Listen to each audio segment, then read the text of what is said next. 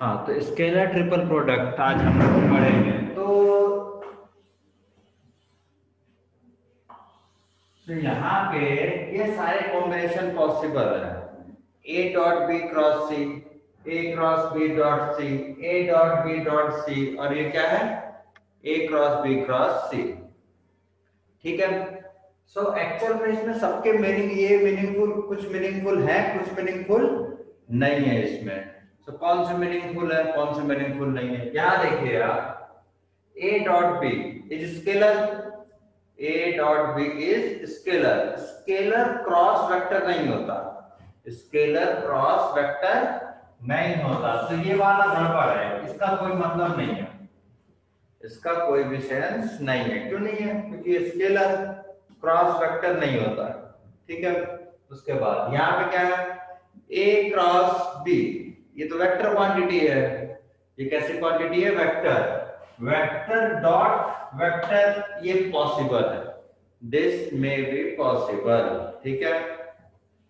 A dot B, A dot B, so ये क्या हो गया? स्केलर। स्केलर डॉट वेक्टर, ये भी नहीं होता, कुछ नहीं है, स्केलर डॉट वेक्टर नहीं होता है कुछ।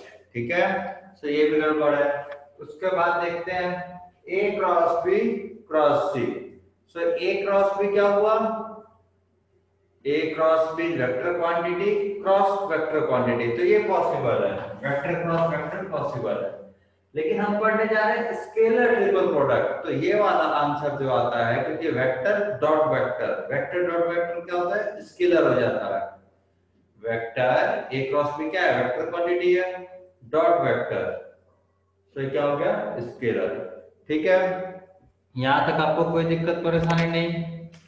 सो हम लोग इसमें स्केलर ट्रिपल प्रोडक्ट पढ़ने जा रहे हैं। इसका मतलब हम क्या पढ़ने जा रहे हैं?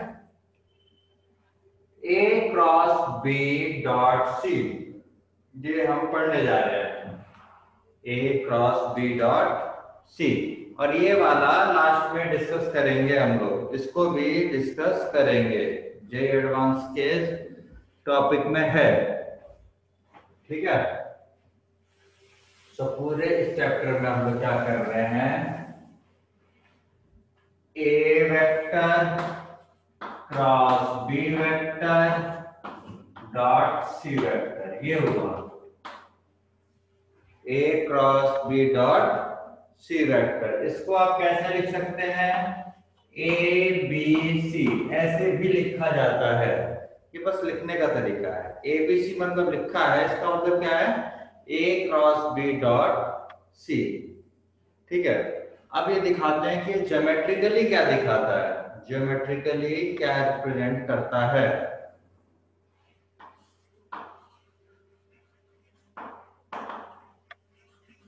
Geometrically A cross B dot C vector क्या रिप्रेजेंट करता है, इसके बारे में थोड़ा सा डिस्कस करेंगे हम लोग। ठीक है।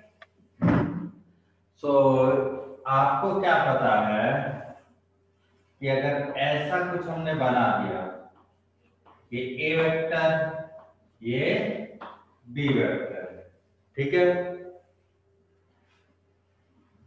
और एक और बना लेते हैं हम सी वेक्टर, ये हमारा हो गया यहां तक सी वेक्टर। ठीक है। ये ओ, ये ए, ये बी, ये सी। ठीक है। यहां तक क्लियर है बातें?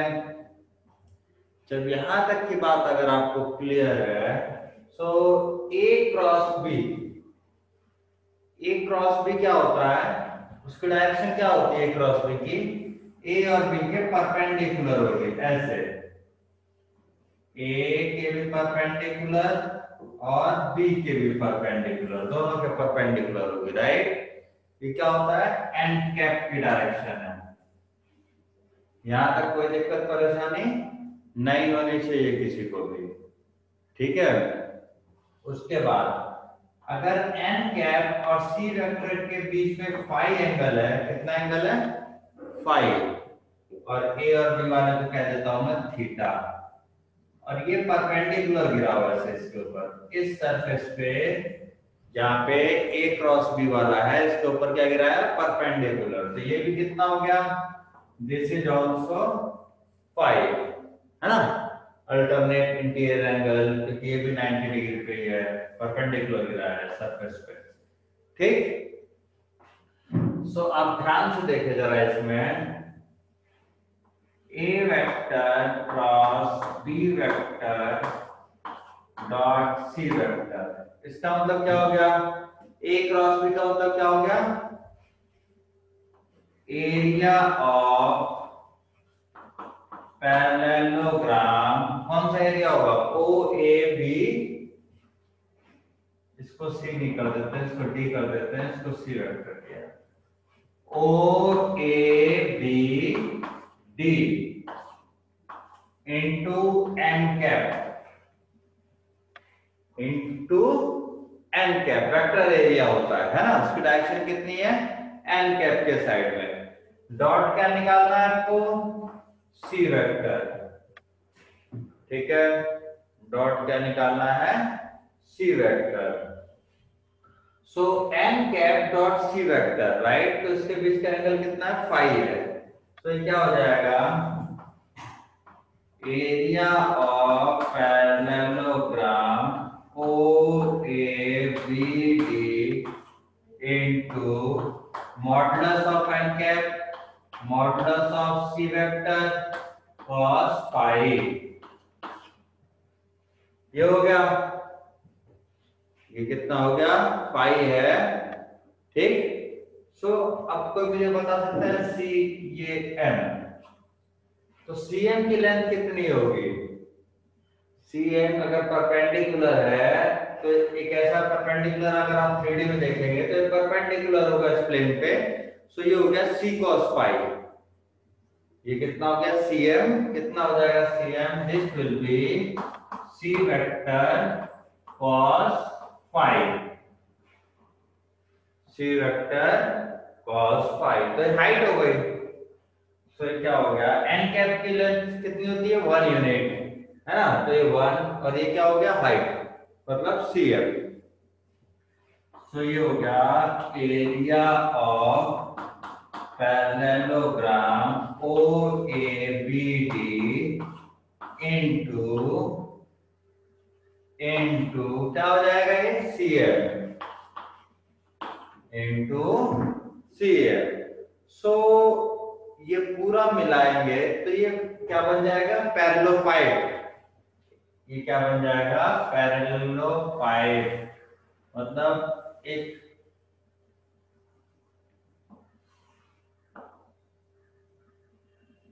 थोड़ा सा इसको और अच्छा बना लेते हैं, कोशिश करते तो हैं पर बनाने की,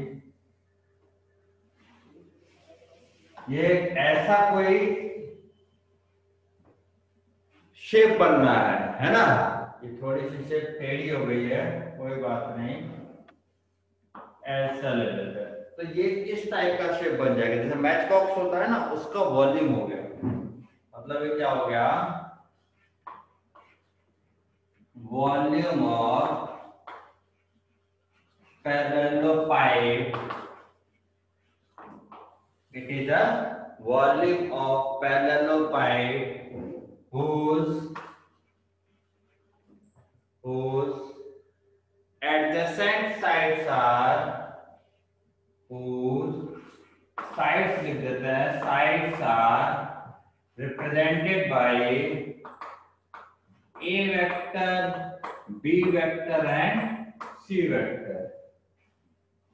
So a cross b dot c क्या रिप्रेजेंट करता है, वॉल्यूम ऑफ पैरेललोपाइड, ठीक है, जिसकी साइड कितनी है, ए वेक्टर, एक बी वेक्टर और एक क्या है, सी वेक्टर है, ठीक है।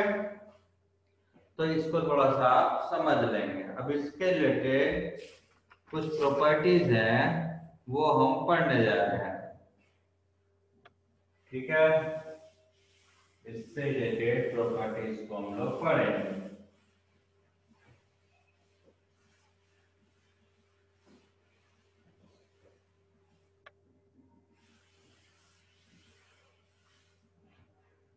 पहला क्या है, पहली property,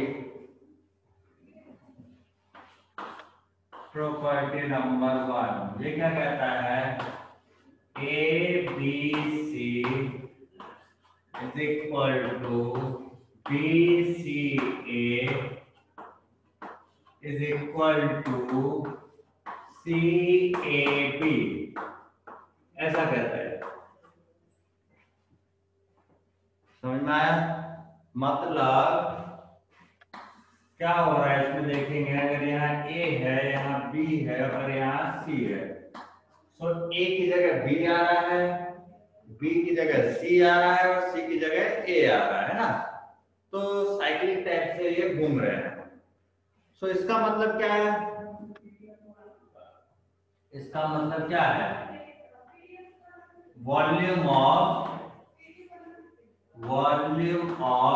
पैरेललोपाइप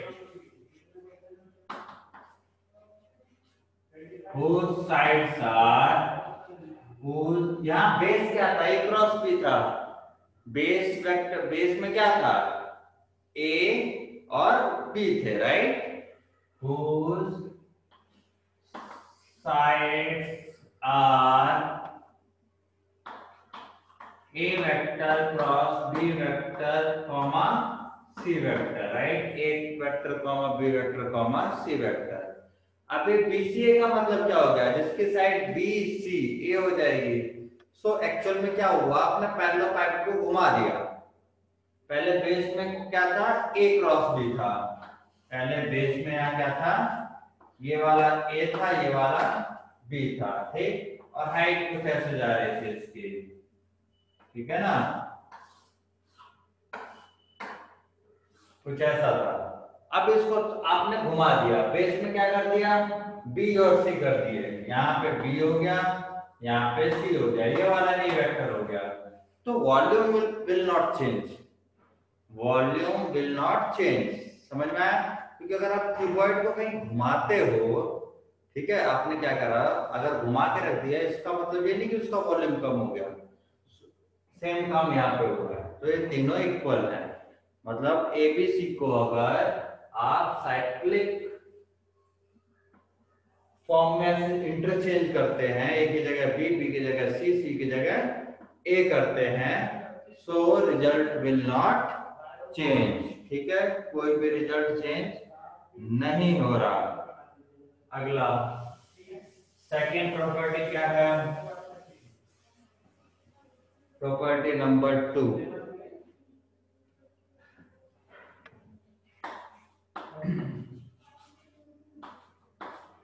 A B C vector is equal to minus B A C vector is equal to minus C B A vector, ये है,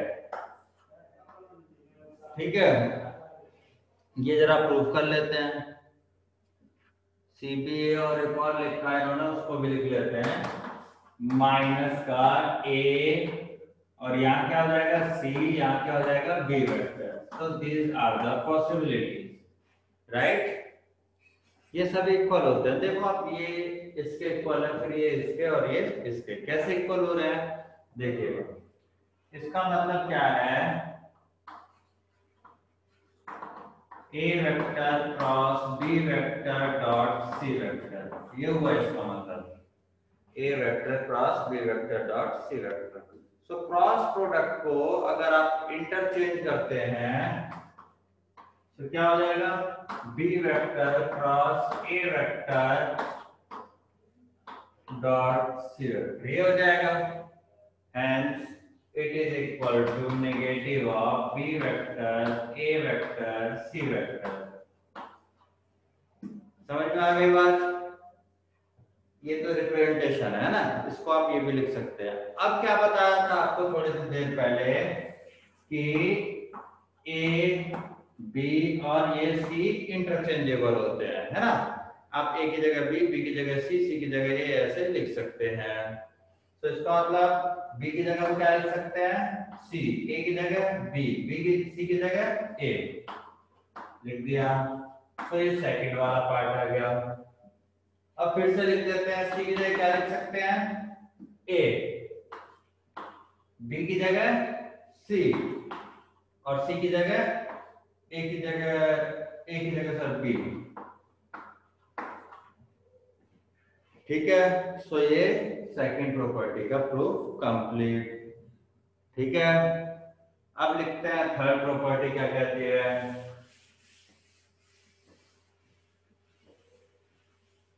थर्ड प्रॉपर्टीज, ये प्रॉपर्टी आपको याद रखनी पड़ेगी सभी। ठीक है, थर्ड प्रॉपर्टी कहती है in scalar triple product,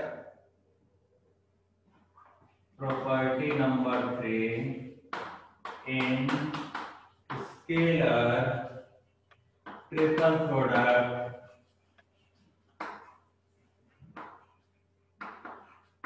dot and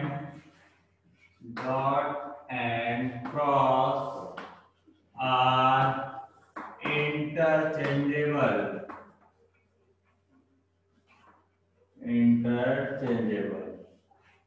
ठीक है, इसका मतलब क्या है, that is A cross B dot C vector can be written as A dot B cross C vector.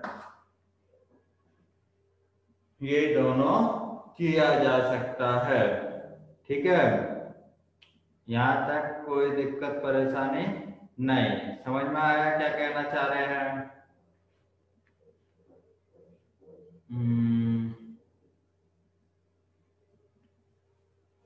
आप इसको जरा सा देखा, आप ब्रैकेट्स का बड़ा ध्यान रखना है ना। ऐसा नहीं अगर आपने यहाँ ब्रैकेट इधर लगा दिया ना, तो स्केलर क्रॉस वेक्टर कोई मतलब का ही नहीं रहेगा।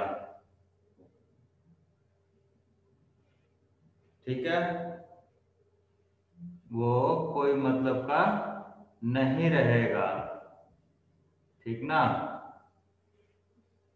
सो क्या करते हैं, स्टार्ट प्रूफ करते हैं इसका। इसका प्रूफ कर लेते हैं, A vector cross B vector dot C vector. ठीक है, इसको आप क्या लिख सकते हैं, it can be written as B vector cross C vector dot A vector. लिख सकते हैं कि नहीं, क्योंकि फर्स्ट प्रॉपर्टी यही कहती है, फर्स्ट प्रॉपर्टी यही कहती है। सो अभी क्या हुआ है, आपने क्या किया, ये इसके इक्वल है, using first property, first property क्या कह रही थी कि अगर आप ए है, यहाँ पे बी, यहाँ पे सी, सो ए की जगह बी की जगह सी की जगह ए रिप्लेस कर सकते हैं। तो हमने ए की जगह बी की जगह सी और सी की जगह ए रिप्लेस किया। फर्स्ट प्रॉपर्टी से ये हमने सॉल्व किया है। ठीक है, सो अब हमने जो पढ़ा है कि डॉट प्रोडक्ट में कॉम्यूटेटिव प्रॉपर्टी होल्ड होती है, मतलब A dot B equal to B dot A होता है, तो उसको यूज करेंगे। तो क्या हो जाएगा, this dot this can be written as A vector dot B vector cross C vector, hence proved. यही लाना था। ठीक है, आपको यही दोनों इक्वल लाने थे। ठीक है, आगे बढ़ते हैं हम लोग फोर्थ प्रॉपर्टी की तरफ। प्रॉपर्टी नंबर 4,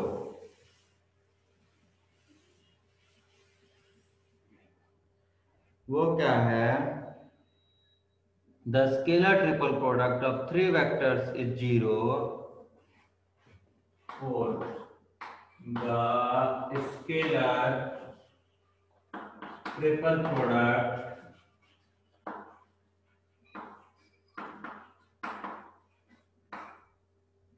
is 0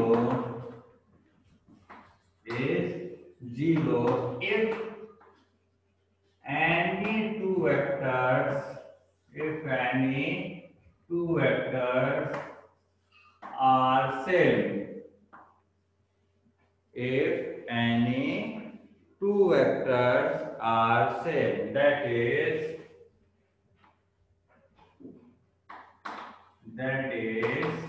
जैसे AAC will be 0, है ना। B की जगह क्या हो गया A, ठीक है, या BBC या ACC, ये सब 0 हो जाएंगे। सो किसी दो अगर वेक्टर सेम हो गए तो क्या हो जाएगा, पूरा स्केलर ट्रिपल प्रोडक्ट 0 हो जाएगा। इसका मतलब क्या है, बना देते हैं। इसका मतलब A cross B dot C, ये हमारा स्केलर ट्रिपल प्रोडक्ट है ना। इसमें मान लेते हैं let A vector equal to B vector, let A vector equal to B vector. जैसे आप A वेक्टर B वेक्टर मान लोगे तो क्या हो जाएगा, that is A vector cross A vector dot C vector, है ना। सो A vector cross A vector ये 0 होता है, ये क्या होगा 0, राइट, क्योंकि साइन 0 हो गया। ये 0 डॉट C वेक्टर क्या हो जाएगा, 0 हो जाएगा।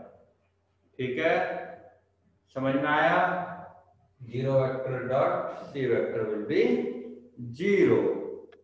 ठीक, अब आपसे कह दिया जाए A इक्वल टू B कर लिया आपने, B इक्वल टू C हो जाए तो let B equal to C vector. So इधर से आ जाओ, इधर से क्या आएगा, वी हैव ABC, ऐसे था ना। It can B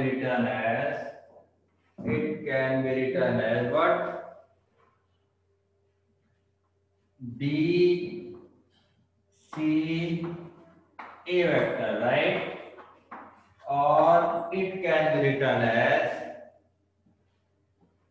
C A B vector। ऐसे लिखा सकता है कि नहीं, ऐसे लिखा जा सकता है। ये फर्स्ट प्रॉपर्टी यूज करिए ना। अब आपने कहा B इक्वल टू C, तो यहां रख दो B इक्वल टू C, तो क्या हो जाएगा C वेक्टर A वेक्टर, तो C cross C it will be 0 as this one, है ना, तो this whole thing will be 0 again। Similarly C equal to A, अगर C इक्वल टू A हो गया तो यहाँ पे रख देंगे, so A cross A will be 0। ठीक, नेक्स्ट प्रॉपर्टी की बात करते हैं। ये सभी प्रॉपर्टी बहुत काम की है, you need to remember all these properties after proving this, ठीक है। after proving you have to do this। next is the scalar, ये हो गया। next is for any three vectors, for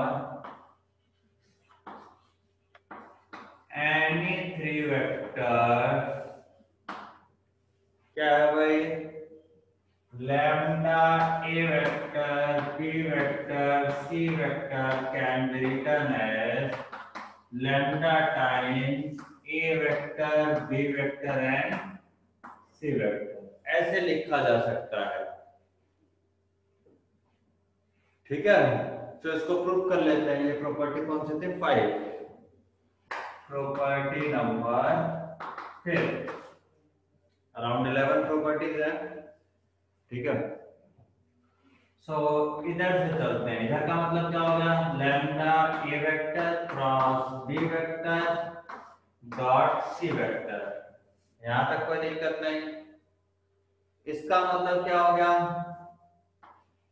lambda A vector का magnitude ए होगा ना, cross sorry B vector का magnitude, इनके बीच का एंगल इंटू एन कैप, ऐसे होता है, इंटू एन कैप होता है डॉट सी वेक्टर।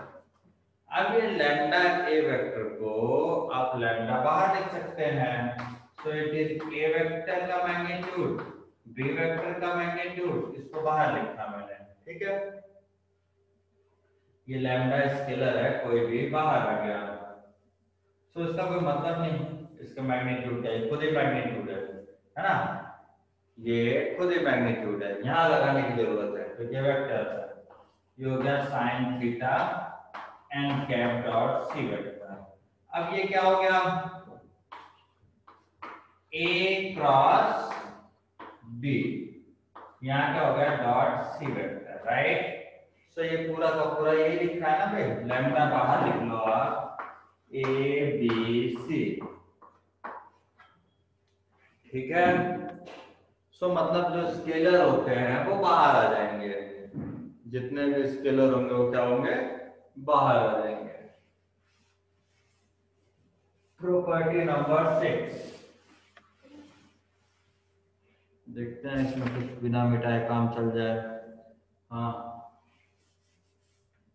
बिना मिटाए काम चल जाए। अगर यहाँ प्रॉपर्टी नंबर 6 यहाँ एल आ जाए, यहाँ एम आ जाए, यहाँ पे एन आ जाए, so you can write it like L M N, तीनों स्केलर बाहर आ जाएंगे, L A vector cross M B vector dot N C vector. कैसे करेंगे, ये प्रूव कर देता हूं मैं, वैसे इजी है, L A vector cross M B vector dot N C vector, ये हो जाएगा। और यहां से हमारा क्या हो जाता है, आप लोगों ने पहले भी प्रॉपर्टीज प्रूव कर रखी है, तो ये हो जाएगा L M A cross B vector dot N C vector, है ना। सो एक वेक्टर ये रहा डॉट एक वेक्टर ये रहा, ये स्केलर है ना, सो ये भी बाहर आ जाएगा, एल एम एन जो हो गया A cross B dot C vector, है ना, तो गया L M N A vector B vector and C vector. आप चाहो तो एंगल्स लिख के भी प्रूव कर सकते हो, इन दोनों के बीच का एंगल ए क्रॉस बी और सी वेक्टर के बीच का एंगल फाई मान के, वो सब लिख सकते हैं, ठीक है। आगे क्या है,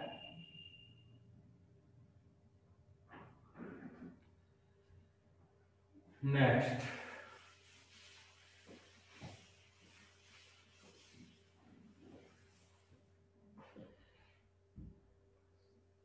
क्या दिया था भाई, 7th property, right, the scalar triple product of 3 vector is 0, the scalar triple product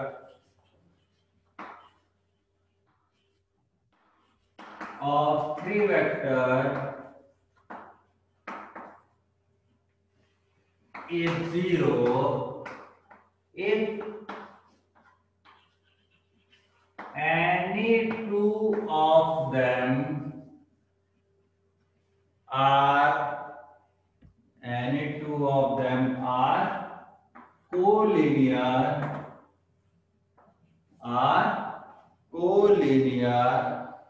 और पैरेलल, ठीक है ना, कोलिनियर और पैरेलल, सब प्रूफ कर लेते हैं। क्या है proof,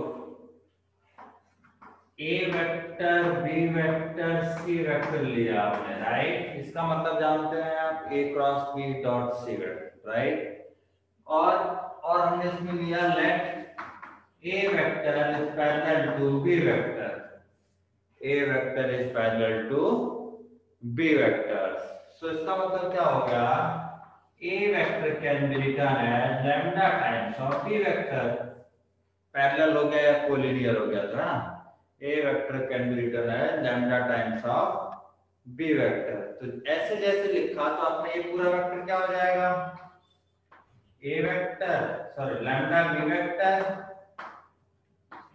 B vector C vector. ठीक है, ये लैम्डा कहाँ जाएगा, बाहर। तो क्या हो जाएगा, बी वेक्टर सी वेक्टर। और अभी आपने प्रॉपर्टी पढ़ी है कि इन चीजों में से कोई भी दो सेम हो जाते हैं तो पूरा स्केलर ट्रिपल प्रोडक्ट कितना हो जाता है, 0। Similarly, you can prove for B is parallel to C, C is parallel to A। ठीक है, आगे बढ़ते हैं। Property number 8।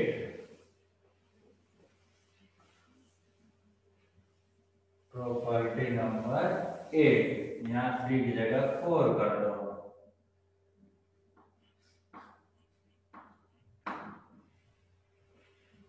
और एनी 4 हटाना ही पड़ेगा। Property 8 for any 4 vectors A vector, B vector, C vector, D vector, for any 4 vector A vector, B vector, C vector, D vector, क्या होता है, A vector plus B vector और यहाँ हो गया C वेक्टर, यहाँ हो गया D वेक्टर। ठीक है ना, is equal to A vector C vector D vector plus B vector C vector D vector, ये होता है। ठीक है, ये A vector plus B vector एक साथ है, C D। ठीक है, यहां तक बात समझ में आती है। यहां तक बात अगर समझ में आती है तो हम लोग इसको प्रूव करते हैं। ठीक है, यहीं से प्रूव कर देता हूं मैं, यहाँ लिखता हूं prove. A vector plus B vector C vector D vector, it can be written as what, A vector plus B vector cross C vector, है ना, ऐसे लिखते हैं। और उसके बाद क्या लिखते हैं, डॉट D वेक्टर, ऐसे लिखेंगे आप। इसका मतलब ये है। अब क्या है, it can be written as A vector cross C vector plus B vector cross C vector dot D vector. ये कौन से लॉ के अकॉर्डिंग, डिस्ट्रीब्यूशन लॉ के अकॉर्डिंग। ये क्या होता है, डिस्ट्रीब्यूशन लॉ, उसके अकॉर्डिंग आपने किया है। अब फिर से डिस्ट्रीब्यूशन लॉ लगाएंगे over the dot product, over the dot product. So it will B A vector cross C vector dot D vector plus B vector cross C vector dot D vector. ये again distribution law है। ठीक है ना, यहाँ पे dot है। Clear हो गई बात। अब इसका मतलब क्या है, इसका मतलब आपको पता है, A C D प्लस इसका मतलब क्या है, B vector C vector D vector. इसका मतलब ये है, यही आपको लेके आना था, यही आपको प्रूव करना था। ठीक है, अब आता है प्रॉपर्टी नंबर 9। 9 प्रॉपर्टी क्या कहती है,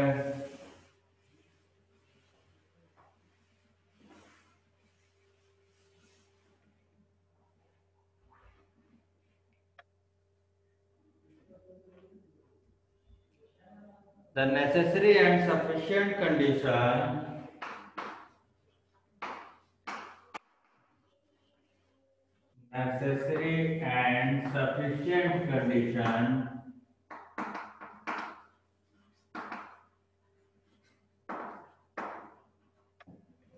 for three vectors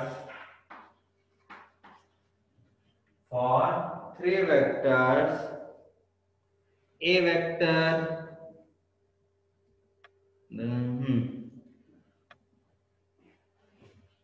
A vector B vector C vector are coplanar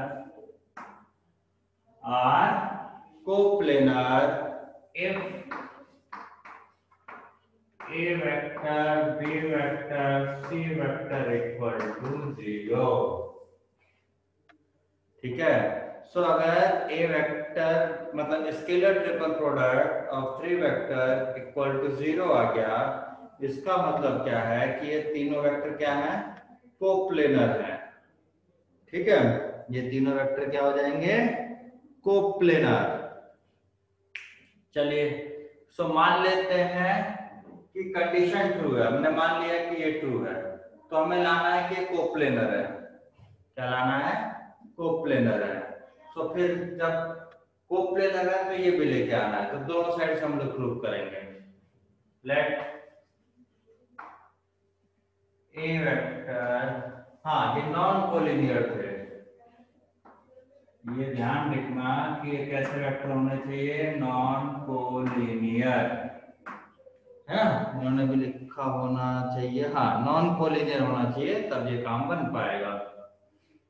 हाँ, let A vector B vector C vector equal to हमने माना 0, तो हमें क्या लेके आना है, A vector B vector C vector are coplanar.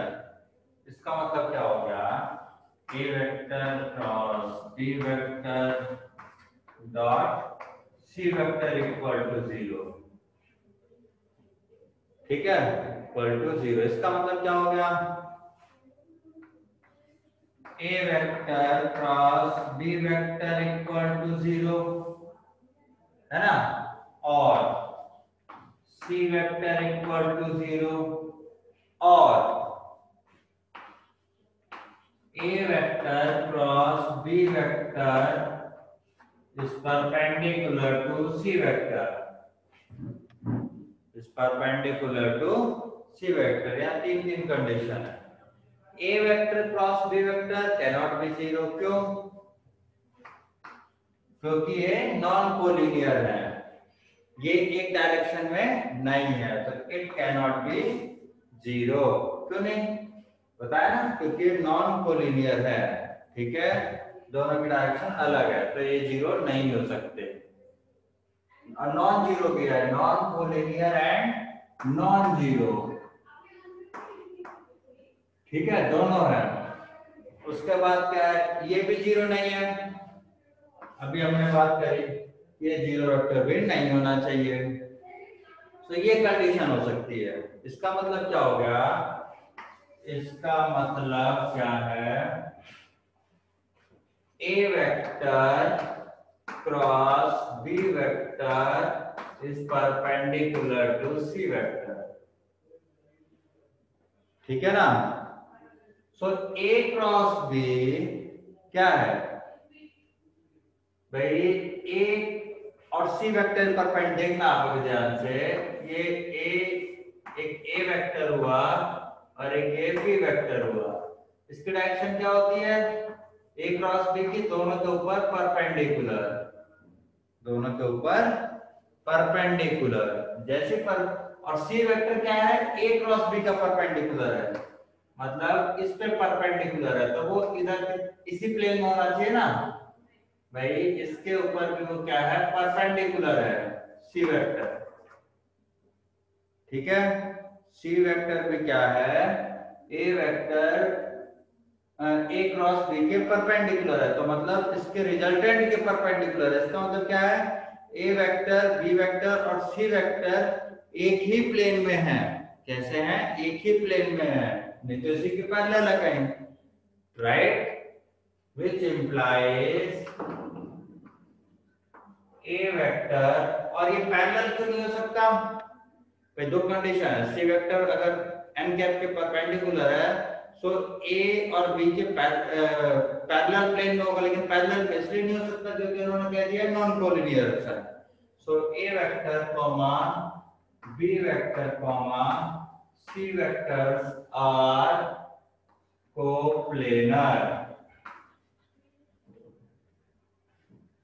ठीक है, आर कोप्लेनर। ये क्या हो गए? कोप्लेनर हो गए। A vector, B vector and C vector are coplanar हो गए। अब भी क्या है दूसरी बात,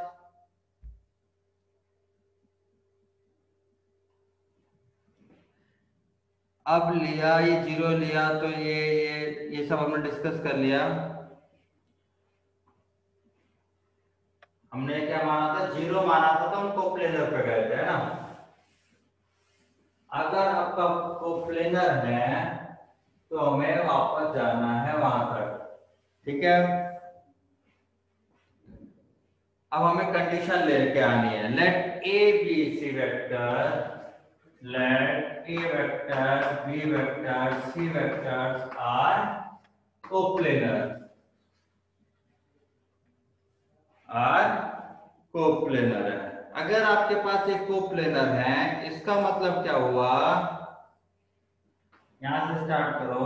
ए vector cross B vector is perpendicular to A vector and B vector. यहां तक कोई दिक्कत परेशानी नहीं होनी चाहिए। A vector cross B vector क्या होगा? ए के भी परपेंडिकुलर होगा और बी के भी परपेंडिकुलर होगा, ठीक है। यहां तक समझ में आया? So A vector cross B vector is perpendicular to C vector होगा। क्यों होगा? क्योंकि आपने कोप्लेनर माने हैं। ए बी सी क्या मान लिए हैं? कोप्लेनर। तो ए और बी के परपेंडिकुलर है, इसका मतलब सी के भी परपेंडिकुलर है, ठीक है। इसका मतलब क्या हो गया? A vector cross B vector dot C vector will be zero. क्यों? क्योंकि यहां इन दोनों के बीच का एंगल कितना हो गया? 90 डिग्री। cos 90 आ जाएगा, इन दोनों के बीच में क्या आ जाएगा? cos 90, that is zero. So it will be A vector, B vector and C vector will be zero. So हमने दोनों साइड से ये प्रूव कर लिया। अब आती है भाई next property, property number 10। Property number 10,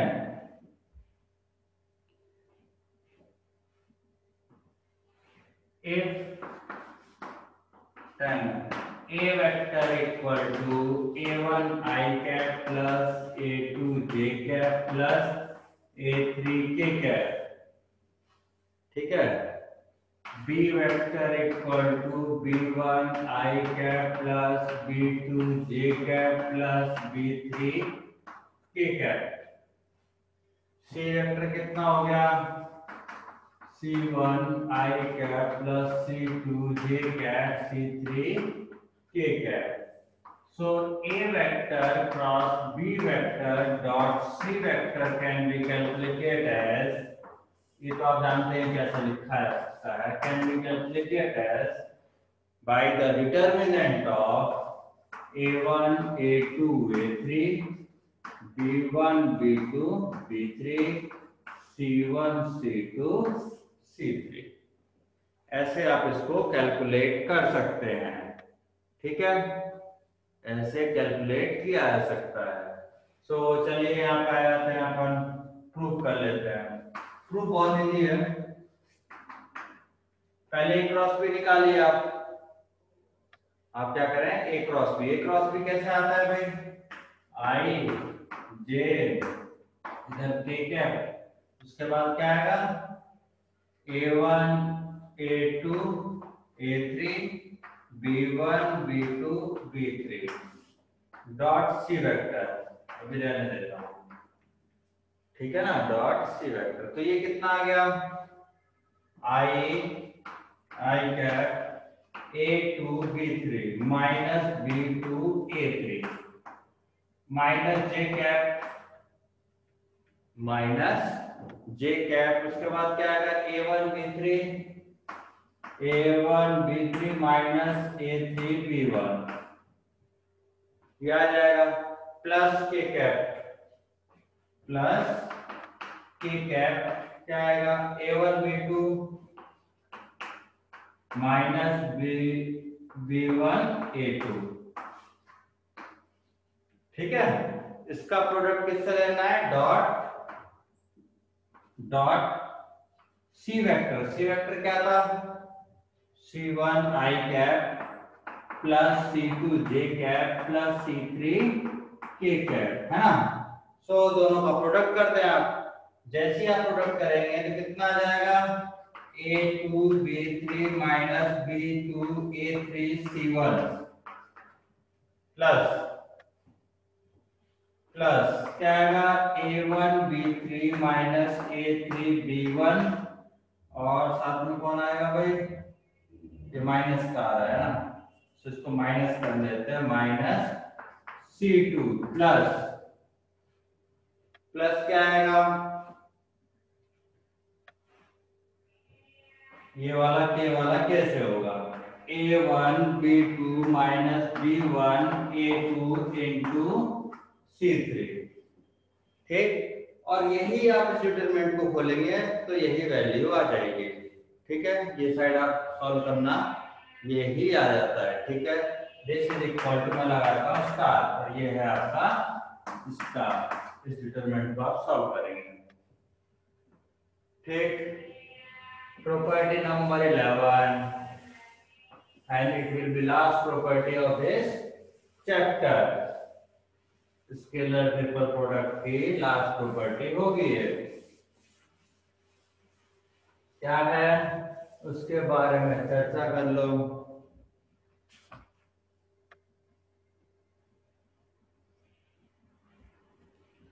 property number 11, A vector cross B vector, A vector cross B vector plus C vector. ठीक है, सो ये क्या हो जाता है, this is A vector cross B vector plus A vector cross C vector.